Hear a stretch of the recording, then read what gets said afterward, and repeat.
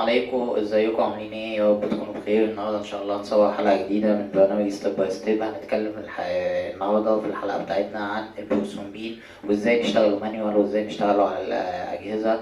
هنقول حاجات كتير مهمه في التحليل دوت، فركزوا معانا بقى. الداتا النظري بتاعت الفيديو ده هتبقى موجوده على الجروب بتاعنا، وهتبقى موجوده على الفيديو، وهتبقى موجوده على القناه بتاعتنا على اليوتيوب. يلا بينا ندخل في الموضوع على طول. انت المفروض عندك تحليل بروثرومبين، واحد من ضمن التحاليل اللي بتتعمل لمتابعه مرض السيوله. فده واحد من التحليل هنشتغلها ونشوف طريقتها ازاي، وتحليل مهم جدا جدا وحساس جدا جدا جدا. تمام. اول حاجه هو بيقول لك ان انت بتاخد عينه دم. عينه الدم بتاعتك للانتي كواجيلانت بتاعك بنسبه 1 لكام؟ ل9. تمام. يعني هاخد 200 مايكرون من الانتي كواجيلانت على 1.8 دم معايا. تمام كده. الانتي كواجيلانت المستخدم عندي صوديوم سيتريت. مركزين معايا؟ مركزين. بعد ما بسحب العينه، طبعا ما تربطش بقى بتورنيكيت والكلام ده. بعد ما بسحب العينه وبفضيها على الانتي كواجيلانت بتاعتي زي ما هي موجوده عندي هنا كده. تمام. دي عينه من العينات اهي. هاجي مقلبها كويس جدا. تمام. طبعا انا عندي عينات كتير مفصوله يعني. هاجي مقلب العينه ايه كويس جدا كده، وبعدين اجي مدخلها المعمل. المفروض اللي انا بحطها في غطا بس لمده 5 دقايق ولا حاجه عشان تبدا تظبط معايا. وبعد كده ببدا اعمل سنتر فيوج. تمام كده. ببدا اعمل ايه؟ سنتر فيوج. في ناس تقول لك سيبها دقيقه او دقيقتين، في ناس ثانيه تقول لك سيبها 10 دقايق. كل واحد بيقول من دماغه. احنا اللي يربطني انا وانت البامفلت اللي انا شغال عليه. يلا نبص البامفلت بتقول ايه. تمام. انا عندي البامفلت بيقول لك اعمل سنتر لمده 5 دقايق في 1500 ل 2000 دولار. يبقى انا لا اطول عن 5 دقايق ولا اقلل عن 5 دقايق، ولا ازود السرعه بتاعتي ل 3000 ولا اقللها عن 1500. هو قال لي 1500 دور 2000 دور، يبقى 1500 دور 2000 دور. وبعد ما بفصل البلازما بتاعتي قال لك بص قال لك بلازما should be، يعني يجب تستد تعمل لها تحليل خلال 3 ساعات. تمام كده يا شباب. يبقى انا عندي بقى افصل العينه واسيبها لحد ما اروح المعمل بالليل، والكلام اللي انتوا بتشوفوه ده الكلام ده مش صح. ده هو البامفلت قدامي اهو، كل واحد يقرا البامفلت اللي عنده. انا شغال بالبامفلت بتاعي. فهو قال لك تسحب العينه زي ما قلنا الدم على الانتي باجلوت وتقلبه كويس جدا، وبعد كده تعملوا سنتر فيوج لمده 5 دقائق في قد ايه؟ في 1500 دور لايه؟ ل 2000 دور. وبعد كده ابدا اشتغل بالطريقه بتاعتي. تعالوا بصوا تاني في البامفلت كده هيقول لنا ايه. لو جيت بصيت على المحلول بتاعي قال لك ان هو بيتخزن او بيتحط في الثلاجه من 2 ل 8. تمام كده. نوت فريز. يعني ايه نوت فريز؟ يعني انت ما تجيبش محلول متجمد. تمام. ما تجيبش المحلول بتاعك يبقى اتجمد وتسيبه يفك وبعد كده تشتغل كده. احنا بنهزر. في ناس المحاليل بتلاقيها في الثلاجه عندها درجه الحراره انخفضت خالص، فالمحلول تتجمد يقول لك فكها واشتغل بيه. الكلام ده كله غلط. ممنوع منعا باتا المحلول يتجمد واشتغل بيه. تمام يا شباب؟ تمام. بعد ما سحبت العينه وعملت لها السنتر، المفروض ان العينه هتفصل عندي بالشكل ده. تمام. طبعا ده كل ده شغل احنا شغالينه النهارده اهو. شايفين المنظر عامل ازاي؟ فالعينه هتفصل عندي. باخدها في السنتر اخلي العينه تفصل. تعالوا نشوف طريقه الشغل على الجهاز ازاي، وبعدين نشوف طريقه الشغل. ده جهاز اسمه استيجو. تمام. حاجه محترمه جدا. انا هطفي لكم الجهاز وبعدين نشوف طريقه تشغيله من الاول. اهو كده انا طفيت الجهاز خالص. اهو الجهاز عندي اشتغل. هو بيبدا يفتح دلوقتي، وركزوا معايا وممكن ناخدوا لقطات للجهاز. تمام. طبعا صوت التكتكه ده صوت البرنت بتاعتنا. تمام. واحده واحده بقى مع الجهاز عندنا.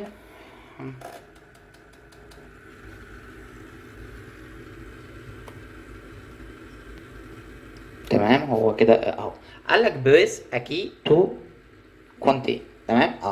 ساعتها هنا بقى بندي الاوكي بتاعنا اهو. هو قال لك تيست مود، تيست بارامترز، كالبريشن سيستم، معرفش ايه. انا عاوز ايه؟ ادخل على التحليل. التحليل بتاع التيست مود رقم كام؟ رقم 1. فانا هاجي هنا في الكيبورد عندي هنا واختار رقم 1. اداني هنا ايه؟ بصوا معايا اداني تيست مود. تمام. هاجي عامل هنا اوكي.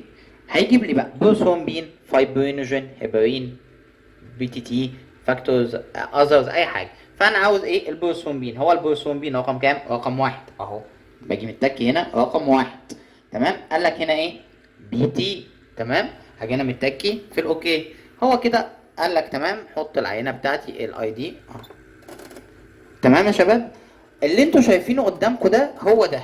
تعالوا بقى نبصوا هنا، دي انكيوبيتور، دي حضانه بتشيل لي. ممكن الحضانه دي تحضر لي قد ايه؟ 16 عينه، وهنا ممكن اشتغل 4 عينات مع بعض.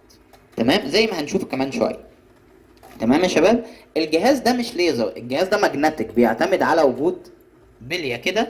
لما السرعه، بصوا هي بتتحرك بسرعه، لما السرعه بتاعتها تقل يجي لاقط لي الكلوتنج اللي اتكونت. تمام يا شباب، طيب يلا بينا. دي المايكرو بيبيت بتاعتي طبعا متظبطه عندي على بتاع دوت اللي هو اللي احنا قلنا عليه الايجنت بتاعي. وهنا هحط السيرم. طبعا دي انا بحط 50 مايكرون من البلازما على 100 من الايجنت. تمام، لكن انا في المانيوال هقول لكم احنا بنعمل ايه، هي متظبطه على كده. يلا بقى بينا نشوف الشغل عامل ازاي عليها. تمام، دلوقتي انا هبدا اخد من العينه بتاعتي 50 مايكرون. دي المايكرو بيبيت بتاعتي اهي، صور.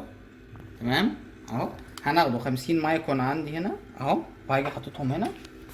طبعا انا حطيت هنا ايه، بليه في كل واحده، مش عارف هي ظاهره في الفيديو ولا لا. ظاهره. تمام، انا هشتغل 3 عينات مع بعض. تمام اهو، وهاجي جايب العينه بتاعتي الثانيه. تمام كده،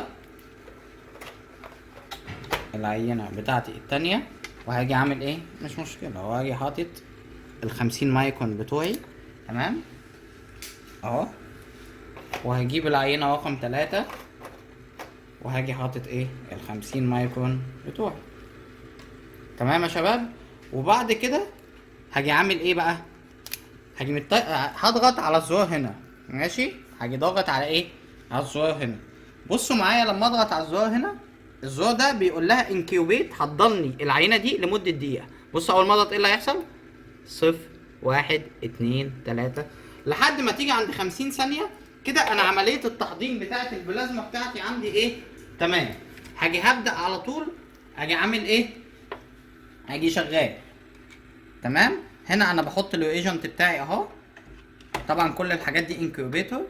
تمام، واول ما تسمعوا يعمل لك زي تيت تيت تيت، هاجي ناقل دي حاططها هنا. تمام، وهاجي ضاغط واجي حاطط ايه، الايجنت بتاعي. احنا كام، 31 اهو، خلاص هانت.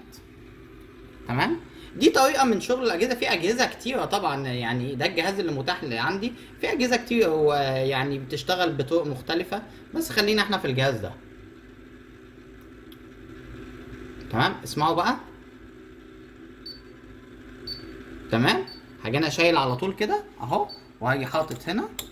تمام يا شباب، وهاجي اعمل ايه، متك هنا، وهاجي اعمل كده اهو اهو اهو. بصوا عندي بقى هنا، ركزوا معايا قوي هنا، هتلاقي البليه هنا بيتحرك اهو، شايفين اهو. اول ما الحركه تبدا تقل، لو ينفع نصورها من هنا وهو بيتحرك بسرعه. اول ما الحركه عندي تبدا تقل، هيجي مطلع لي على طول النتيجه عندي على الشاشه. بصوا بقى هنا 17 15 و2 15 و2. ركزوا بقى معايا، انا دلوقتي بعد النتيجه ما طلعت عندي 17 او 15 و2 او انا بشتغل على كنترول. هقول لكم بنعمله ازاي كمان شويه. الكنترول بتاعي كام، 13. تمام، الكنترول بتاعي 13. فانا هاجي عند ال 13 واجي نازل. اول نتيجه عندي 17 13 13 17 اللي هي 16 99، وهاجي جاي كده ماشي بالقلم اهو اهو اهو اهو. يبقى الاكتيفيتي بتاعتي 62%، والاي ان ار بتاعتي كام، 1.49. تمام كده. طيب عندي ايه تاني، عندي 15 و2.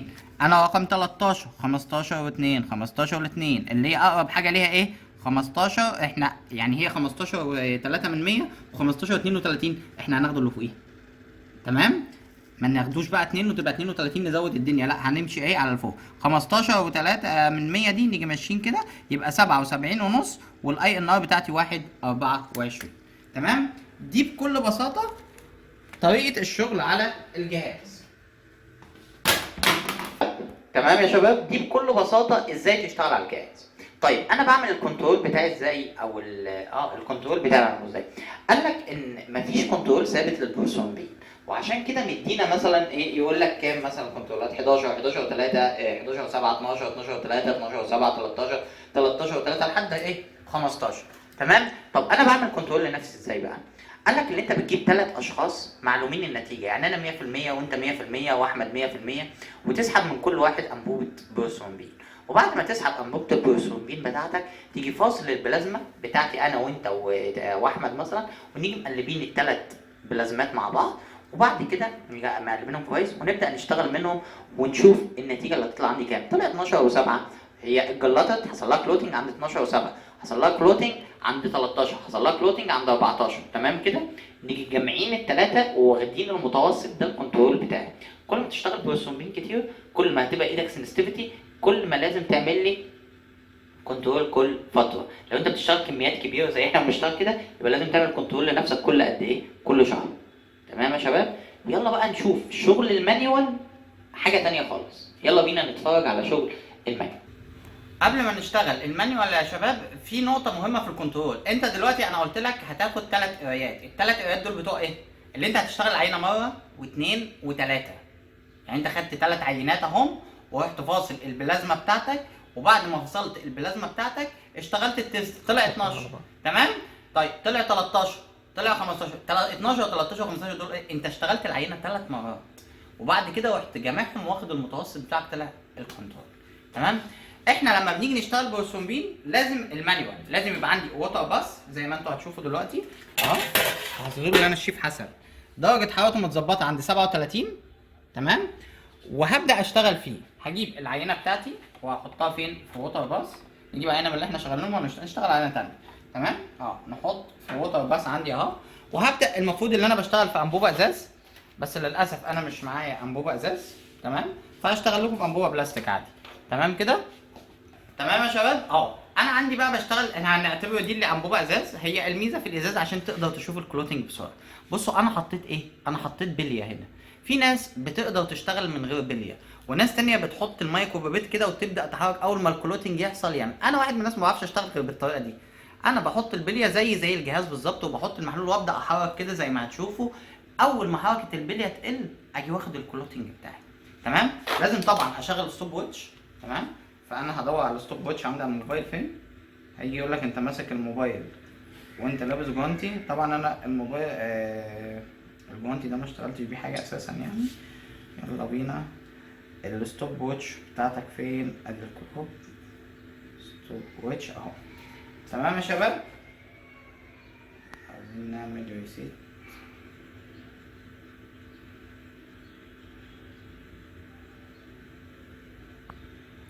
ركزوا معايا قوي بقى. تمام كده. انا هاخد عندي ايه؟ هاخد عندي 100 مايكرون من البلازما اهو. انا طلعت من الووتر باس 100 مايكرون عندي اهو. تمام. وحطيت العينه تاني. تعالوا نقرب هنا. تمام اهو 100 مايكرون عندي. طبعا المفروض الايجنت كمان بيبقى متحضر، لكن انا اصلا مطلعه من الانكيوبيتور بتاعت الجهاز. تمام كده. بعد ما خدت ال 100 مايكرون حطيتهم اهو. تمام. هاجي جايب المايكرو بيبت ال 200 مايكرون بتاعتي اهي. تمام. وهبدا اخد 200 مايكرون. انا باخد ليه 200 مايكرون؟ انا واحد لابس نضاره ونظره على قدي، فعشان اشوف الكلوتنج يعني بس. تمام. ادي ال 200 مايكرون بتوعي. تمام يا شباب. وهعمل ايه بقى؟ اول ما احط الايجنت بتاعي هنا هاجي مشغل الستوب ووتش. يعني بصوا انا هعمل ازاي. انا ايديا اهي. تمام اهو. بصوا انا عامل ازاي اهو. الايجنت نزل، الستوب ووتش اشتغل. وهاجي حاطط هنا، وهاجي على الثانية رقم 10 او رقم 8 او 9 على حسب ما هنشوف. تمام. وهاجي اعمل ايه؟ على مثلا 9 كده ابدا اشوف الكلوتنج. بص معايا بقى. شايفين شايفين الكلوتنج عامله ازاي؟ حركه البليه قلت خالص ازاي. تمام اهو. يبقى عندي هنا ايه؟ تمام. طبعا احنا عشان بنتكلم فما لحقناش ناخده، فالوقت مشي معانا سرح يعني. بصوا بقى البليه لما بيحصل كلوتنج ايه اللي بيعمل. تمام. تعالوا بقى اعيد لكم ده واخد النتيجه على طول عشان الناس تشوف النتيجه بتاعتها. بس بصوا شايفين هنا لما البليه وقفت كده الكلوتنج حصل. تمام. هنعيد التست بقى عشان نطلع النتيجه بتاعتنا نشوفها كام. هناخده 100 اهو. ال 100 عندي حطيتهم هنا اهو. تمام كده. وبعد كده هحطها في الووتر باس بتاعتي. وبعد كده هاجي واخد ال 200 من الايجنت بتوعي اهو. تمام كده. ال 200 اهو. وهاجي بادئ الستوب ووتش. ابدأ. تمام. هبدا اشوف حركه البليه. المفروض طبعا انا بشوف عندي في الووتر باص، تمام. لسه البليه عندي بتتحرك اهي. كام؟ 12. تمام. تمام، شايفين الحركه عامله ازاي؟ النتيجه عندي كام؟ طلع من الموبايل 13 و8 او 13 و80. كده احنا اشتغلنا البروسومبين مانيوال بكل بساطه. ناس بقى تانية بتشتغلوا بطريقه تانية براحتهم. انا ما باخدش لما بيحصل لي الكلوتنج على طول. انا اول ما حركه البليه تقل معناها ايه؟ ان اول ما الحركه قلت ان الكلوتنج بدا يحصل. ده اللي قلل لي. زي الجهاز عندي بيلقط اول تكوين للجلطه، مش لما الجلطه تتكون، اول تكوين. تمام.